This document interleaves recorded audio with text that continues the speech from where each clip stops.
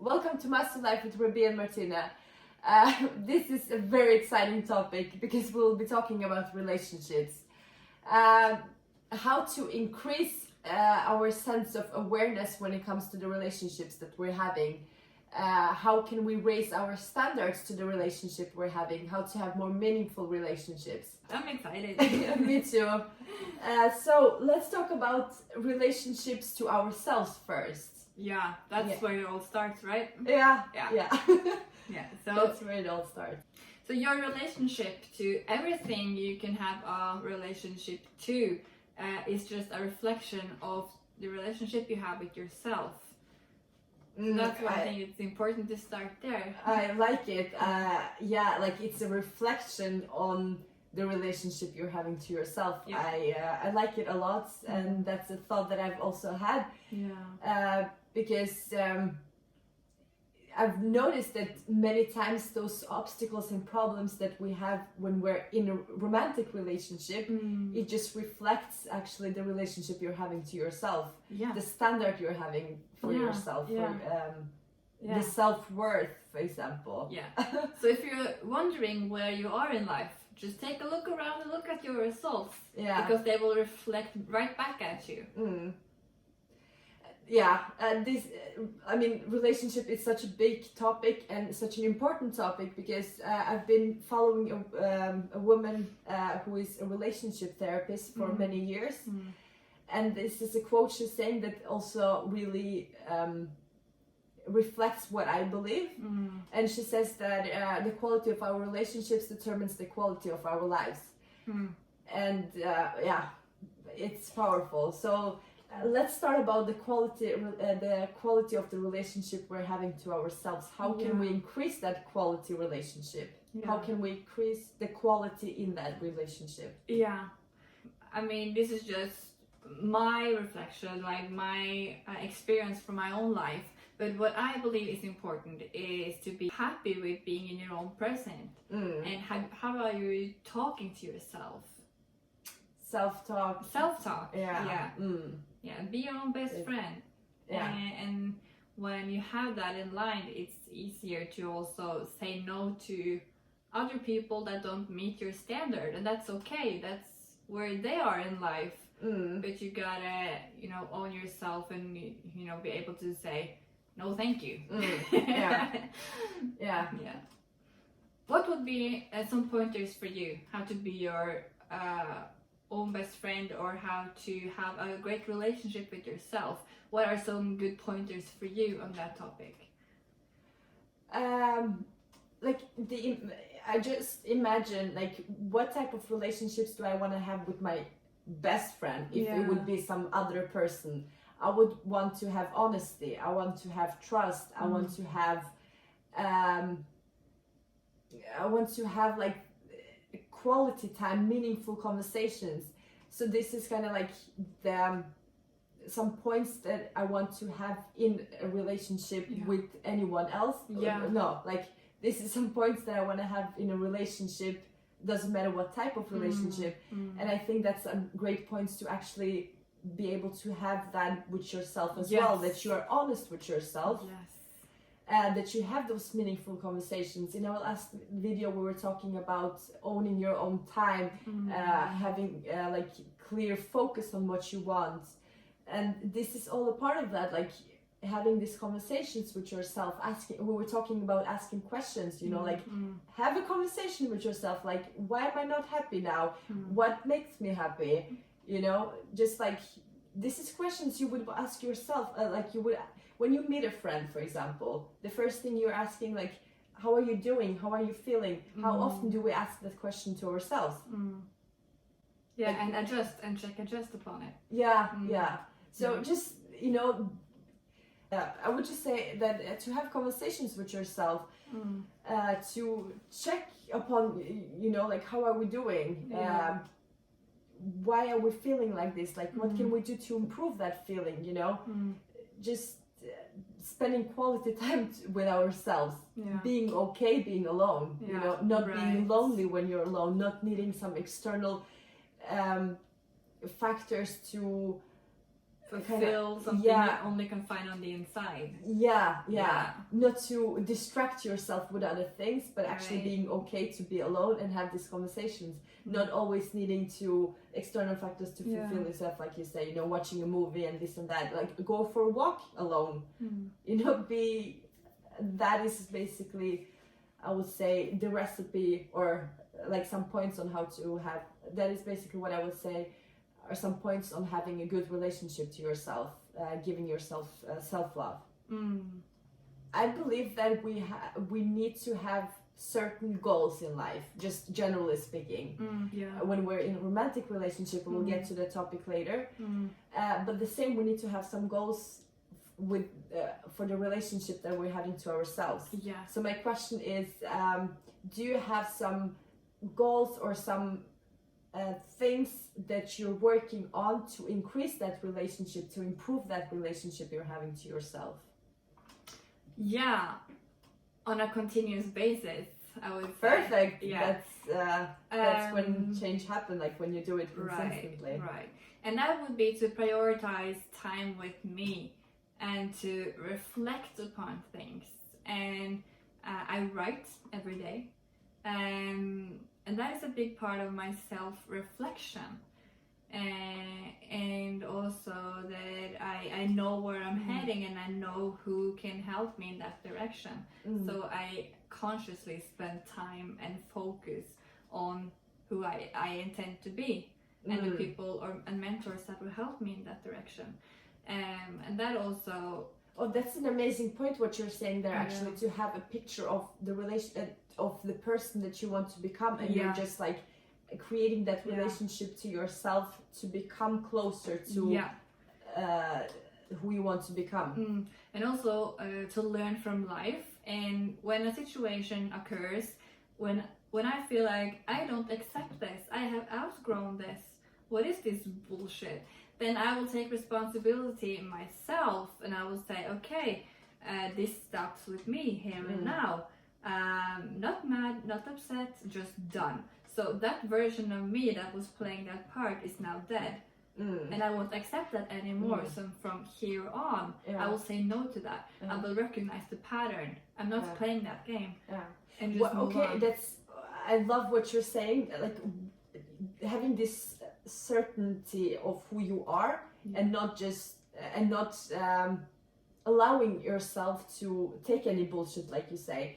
What creates that sense of certainty of who you are? In this context, it is setting boundaries by finding the clarity of what you don't accept anymore. I don't like this, change it. Like, I like this, okay, good, but I don't like that. Okay, thank you for the clarity. I now know what I won't accept that. And set boundaries, say no to that, not anymore. So it's just this journey of life with context clarity, and say no. I know a lot of people are wondering about this regarding romantic relationships. And this is something that comes up again and again regarding to how to set boundaries, or how to different words of how can you change the game to qualify them instead of people running after love. I don't know if it's kind of like stupid to even say that, but I feel like we have very little boundaries these days, and I think that is connected to the vision that we're having, like whether it's your own life or it's for a relationship, what is the vision we're having? And then, because setting boundaries is very hard unless you know like what you want, so finding out what you want in a relationship, then you're putting boundaries, you're eliminating the things that are not supposed to be there, things that you don't want in a relationship, things you don't want in a partner. So then the hard becomes easy. Right. So I think a very important aspect there is to have a relationship goals. What do you want from a relationship? I remember I studied relationships for some time because I wanted to pursue this career, helping couples. And one of the things that I've realized we many times ask is like, I want to enter a relationship because I want that. Yeah. You know, I want him to make me feel safe, or I want him to, give me a sense of certainty or safety or love. You know, we're seeking that. But how about starting that? What can you give in a relationship? Like, because we often say you cannot give what you don't have. So we're entering often relationships seeking for something that we are not able to give ourselves even. So how can we expect that from a partner? You know? I just like, you know, we're talking and we're honest, and this is a channel where we're supposed to have these open-hearted conversations. And I just want to say that I actually do realize I find when I talk about this now, I realize my past, like how many times I entered a relationship to gain something, and how often I was frustrated that I was not gaining that or getting that.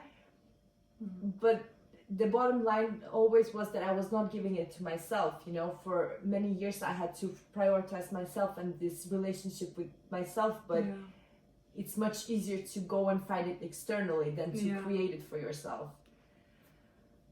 So I just want to, encourage people to focus on the self-relationship, because that automatically will reflect what you want in a partner. You know, because and automatically you will have those boundaries. So we were talking about self-relationship, and you said that you have this routine that you're writing a daily journey. I think you mentioned that you have done it for some years, that you have done thankfulness for some years.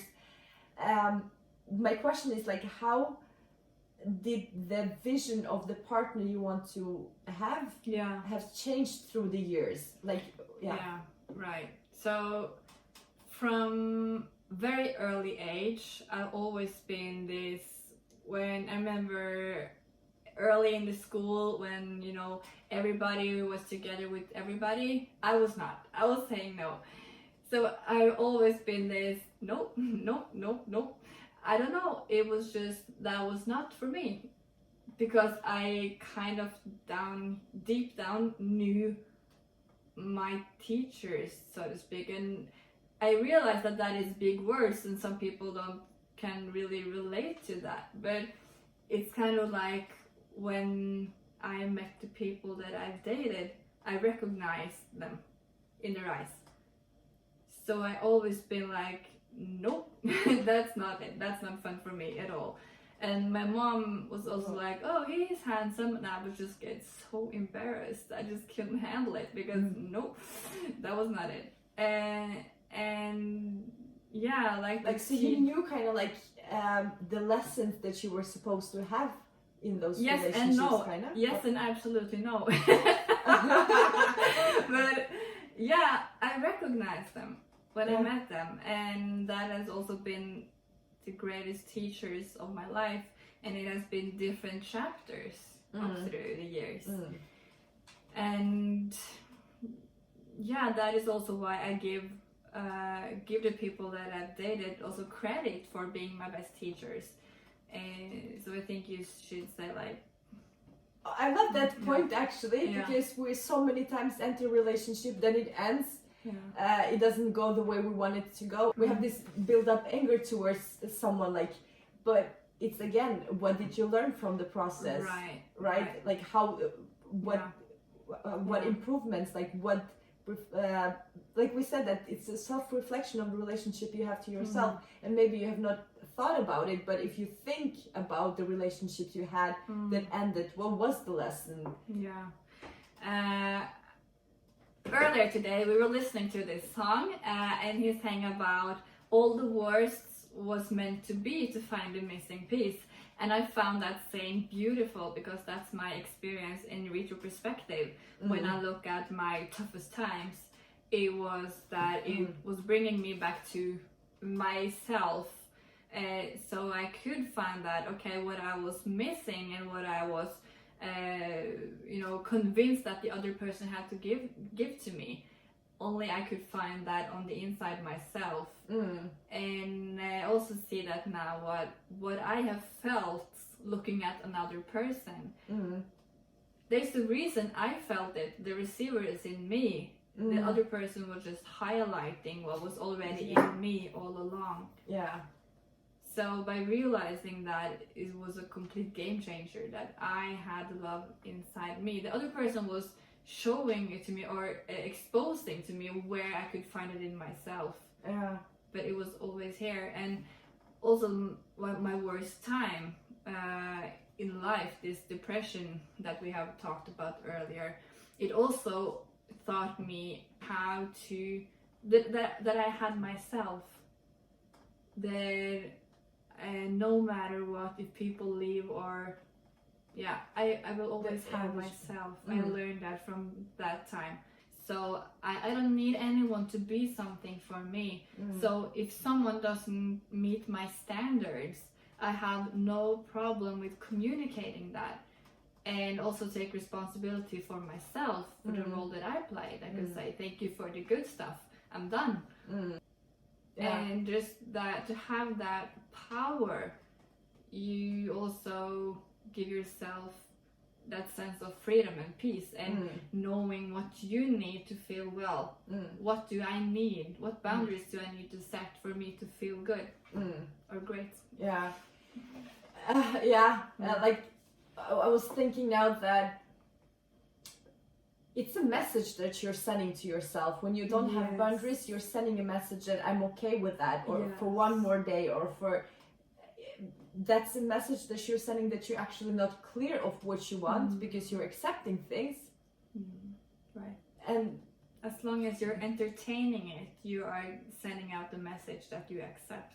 Yeah, and then we're ending in the same type of pattern, you know, in those relationships, and we're asking, why does it happen? Like, why does it keep doing it? But maybe it is because we're actually not setting boundaries. Maybe we don't have a clear intention of that relationship. Like, and I think, like, I want to say one important thing, and I'm not like I will say one important thing, and that is about the intention. I just mentioned it now, and it came to me that we often don't have an intention when we're entering the dating process or going into a relationship, and not having a clear intention, you're wasting time of the other person. I mean, like, it can still be a learning process, of course, but I think, like, still it's important to have an intention than just, you know, dating around, because you're hurting someone's feelings. And of course, like, once it happened, we can always use that as a lesson, always. But I think it's important to also address the part of having a clear intention when starting something, and being clear about those intentions with the person that you're starting this journey with. I think that's a part of why I'm not recently dating, because, you know, I am so focused on my career, and when it comes to my private life and my family life, I know that when I'm investing time to get to know a person, the ultimate intention is this someone I want to do life with? Is this my life partner? Someone that I want to marry and I want to integrate into my family? Because you have clear intention. That you're not dating to but you know the outcome, like you know that where you're going with this, so you're spending the time to do that in order to find out.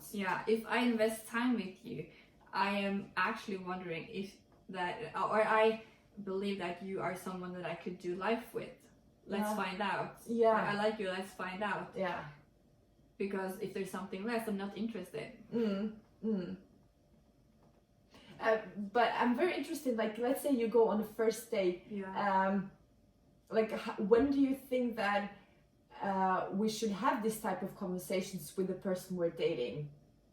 Right. I think that depends on the dynamic with the person, because that could be different.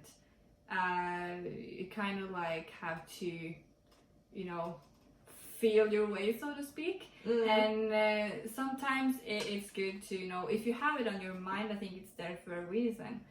So just address it with the other person. And I believe that you kind of get it on the feeling, Yeah. and if it's wrong, then it's wrong. Yeah. And at the end of the day, you can't say the wrong thing to the right person.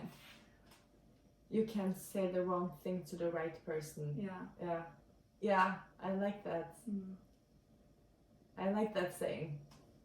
Yeah. So when, in my experience at least, when it is the right thing or you're on a good path, then it will just come to the surface itself. For the person that I want to do my life with, I think one way that I will discover that this is that person is that when we look at our future, it is the same, that we are two different pieces of a puzzle that are looking out on the world from the same perspective, far down, and that we are, me taking his best aspects and integrate into my personality and vice versa, then it will just level up the teamwork. And you just said the word teamwork. Yeah. It will make me a better version. It will highlight where I need to improve and make me a better version. Yeah. And also, like you said, values is very important for me. Like family is super important. It's a big value.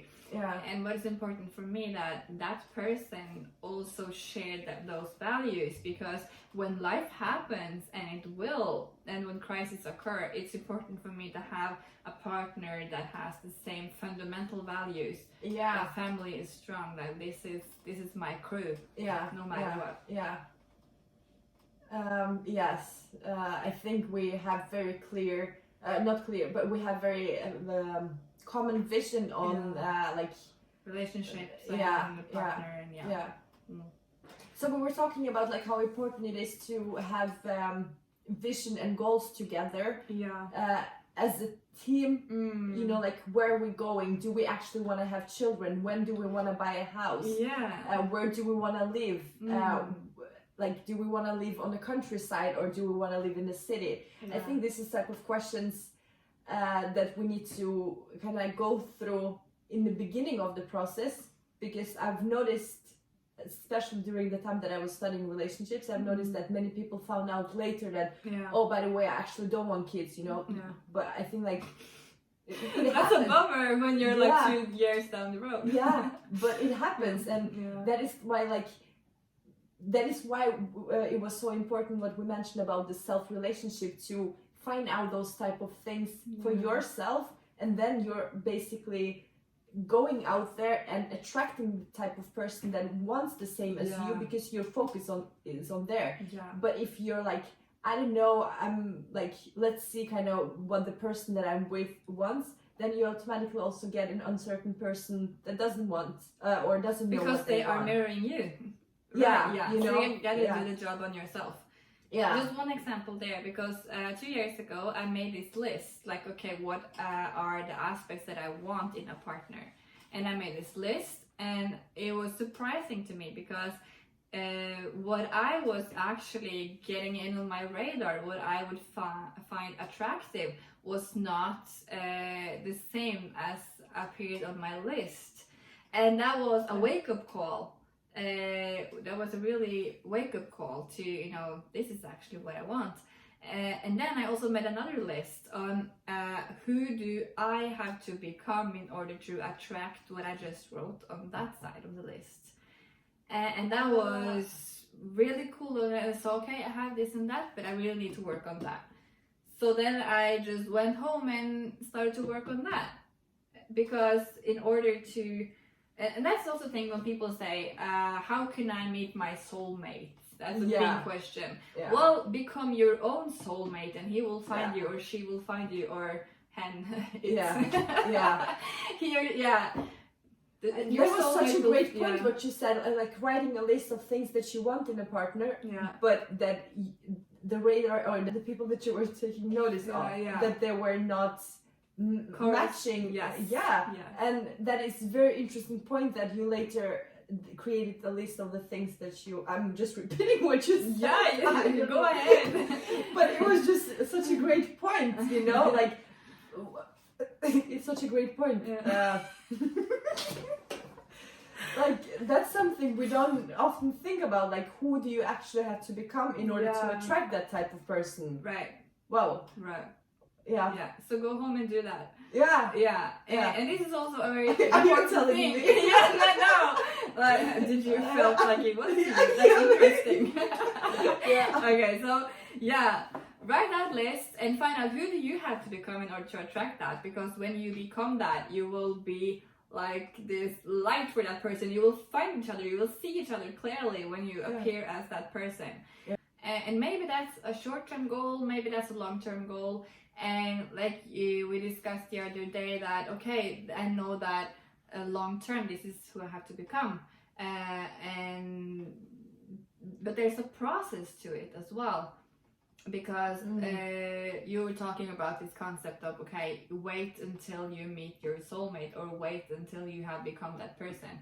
But there may be a process to that as well, and maybe there are some learning experiences along the way. Yeah. And just take it for what it is. And you know, okay, this is something that is teaching me something at this point of my life. Yeah.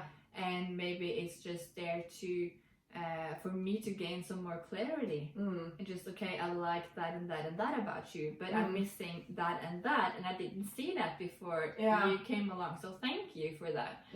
Like, thank you for the experience. I've never been more clear about what I want, and then you can go on with new certainty and new clarity. Yeah, I like it.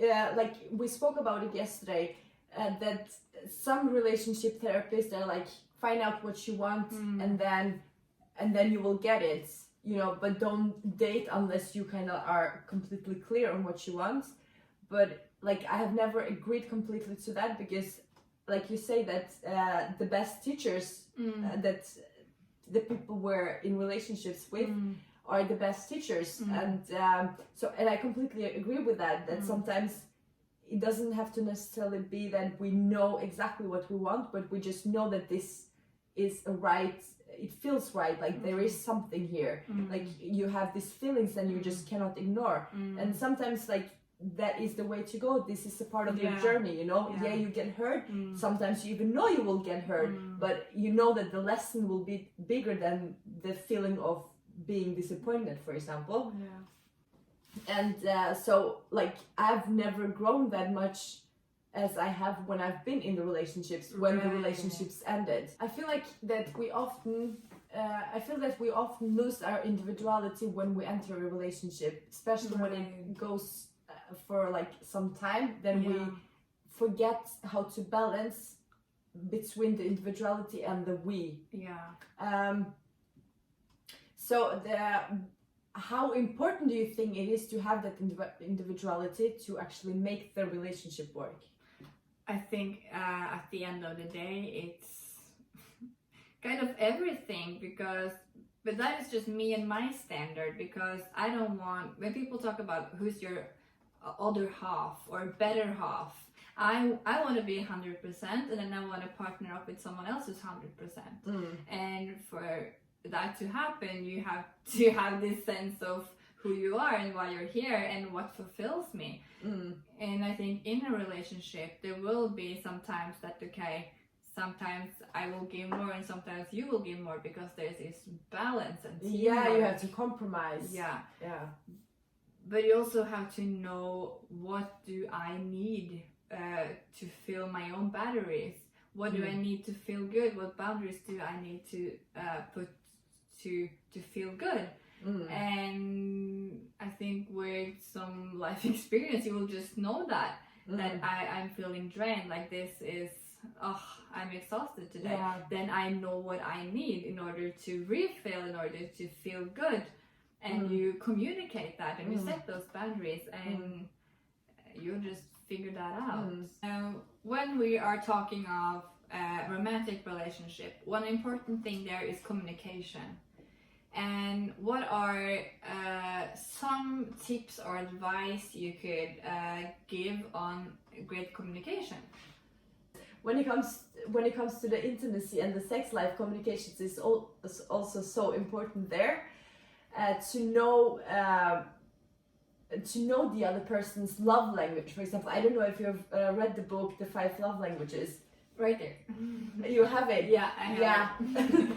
Five love languages. If you haven't read it, we can put a link in the end of the video actually if you want to read it. But this book really helped me to understand this should be in school. Like, there are two books that I fundamentally believe that everyone should know about and have read. This is the one, 5 Love Languages, and the other one is by Dr. John DeMartini. It's something about the value factory, I think it's called. The Value Factory by Dr. John DeMartini. Okay. It's just so fundamental. I think people should have read them in school. Yeah, I have not read the other book about with John Martini, but this I read when I started studying. I was very interested in relationships because I was in a relationship myself, and we were hitting many problems, and it just became an interesting topic. Like, why couldn't we make it work? Like, what we were missing, how we were communicating, you know. And then I came across this book, and I was like, it just gave me a lot of meaning. And this book is about that we show love. And if I speak Portuguese and you speak Swedish, I would speak Portuguese when I give love to you, because that is what fills me up. That makes sense to me. Yeah. But that doesn't fill your cup up because you are speaking Swedish. So when what I need to do is I have to learn Swedish and speak Swedish to you. Because that will fill you up. Yeah. And what fills me up is Portuguese. For an example, in that. But those 5 languages, what were and you have the words. Words of affirmation. Yes. And then you have the physical touch. Yes.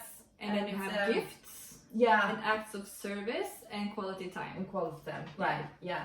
And that we all have those love languages, but some of them are dominant. You know, and to find out that dominant language and tell your partner, you know, this is my love language, by the way, you know, that will improve the communication skills right away, because it's a game changer. Yeah, it is. And we often actually don't even know what our love language is. You know, it takes some time to find out, how do I actually receive love? You know, how do you receive love? Do you receive love when your partner comes and, you know, gives you a hug, or pet on the shoulder, or physical touch, you know, or is it when he tells you words of affirmation? Yeah, or is it doing something for you? Yeah, like helping out in the home, or just reaching out, doing a service for you, or just bringing home an unexpected gift or something that I know you love this. I will bring this home from the store and just surprise you. What makes you feel loved from your partner? I think act of service and words of affirmation are some of the dominant languages, love languages for women. One of mine. None of yours. What is yours? Mine is physical touch. Really? That's normally for men. Yeah. They usually. And I also scored high on gifts, and that surprised me a lot because I would never have guessed it. But the way it turned out is that to be there in crisis, a gift in sense of being there, like when the world is shaking, be there with me. And I also know that when my mom, she traveled a lot when I was a little girl. She was out traveling with work, and when she got back home, she always had traveling gifts. And when I am at my mom and dad's, they grow their own food. So I almost get this bag of, vegetables and food. Yeah. So I think that's what made this gift for me. But I also see that it's very important for me to have that quality time together. Be there with me when I'm talking to you. Have eye contact. Don't be on your phone. Or if we are, in the car or at the cabin or on vacation and something funny happens, I need you to be present with me, not miss the moment because you had your nose in your phone. That is just like... Oh, that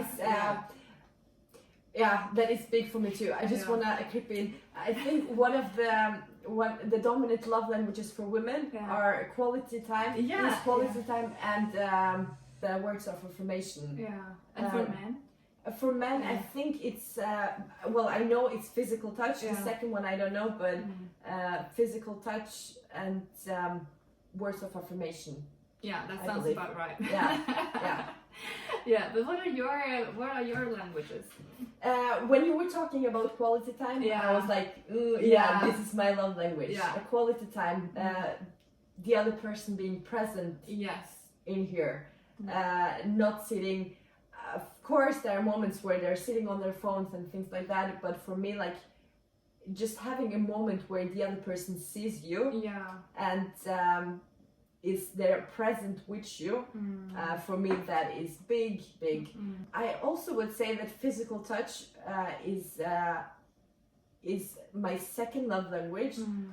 Although, like, yeah, physical touch. I don't Mm. have to explain that it doesn't have to be sex, but Mm. yeah, yeah, exactly, just that. You know, just a Yeah. hug. Yeah. Gosh, yeah. Gosh. Yeah, like so I encourage you to actually read this book. I encourage you to read this book. I encourage you to find your love language and have fun with that. You know, find Yeah. your love language that your partner has, if you have a partner. If you don't, once you read the book and later when you're on the dating process, it will just help you to understand more the other person. And it is hilarious. Like when you're reading this, and also like the color personalities. Yeah, It is hilarious. yeah. It's so good knowledge. It is. It's definitely a great lesson. Like, it just gives you a complete. Well, it shifts the meaning. Yeah. You know, we want to continue having this conversation. You're right. Um, But this is it for now. And if there are some aspects of this you want us to discuss, or if you have some questions, please drop it down in the comment section. And we'll see you next time. yes. Bye bye.